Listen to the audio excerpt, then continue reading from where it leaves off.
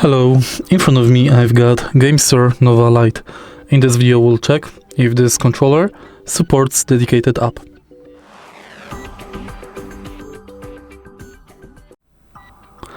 In order to check it, let's go to Microsoft Store and download GameSir Nexus app.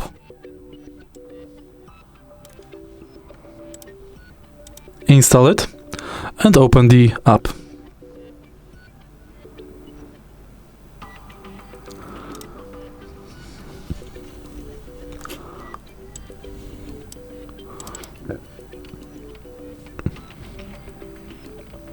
Unfortunately, this app does not support GameSir Nova Lite.